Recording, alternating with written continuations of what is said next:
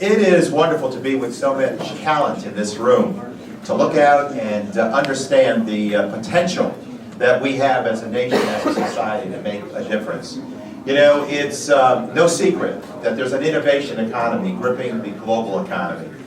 And whatever nation invests in its future will emerge victorious and be the exporter of invention and innovation and ideas that will carry us to a new threshold of responsiveness.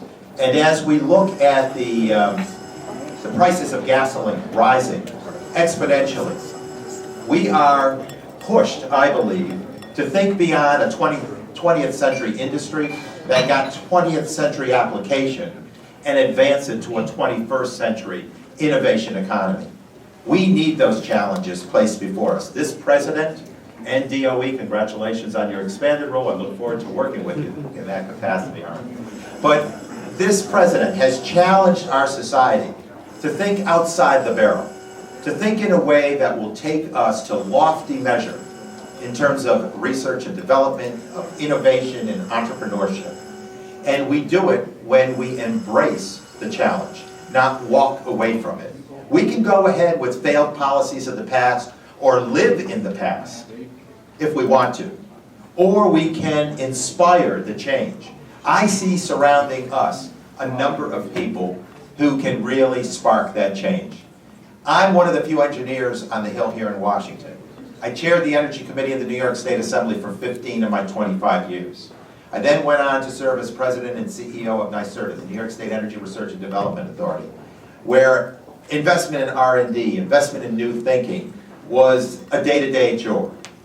And so when I came to town, I wanted to work with folks like Congressman Miller and my former chair of the Science and Tech Committee, Bart Gordon, who I think is still with us. Are you, Chairman? The best chair I could have asked for as a freshman legislator. He was progressive and he was very much involved in carrying us to that new level of thinking.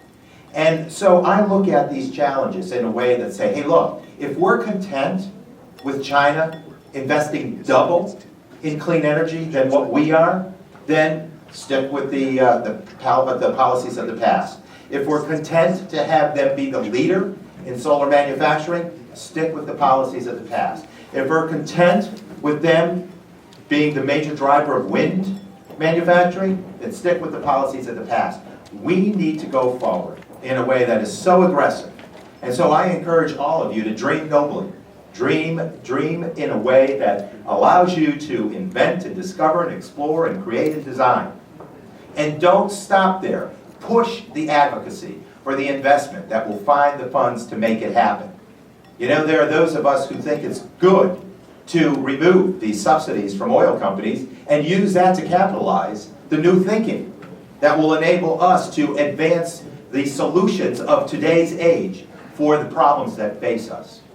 It is a daunting challenge, and it is the technical mind, the scientific mind, the entrepreneur spirit, the pioneer drive that will get us to where we need to be. And the talent in this room is what it's all about. And so I would encourage the engineer, the scientist, the technologist in you to push us with the policy, push us with the resources, push us with the decision making that pays deepest respect to all of you in this room. A number of years ago, I was at the first annual Steinmetz celebration, and people were asked as a panel to describe the community activist, the scientist, and the individual that was Steinmetz.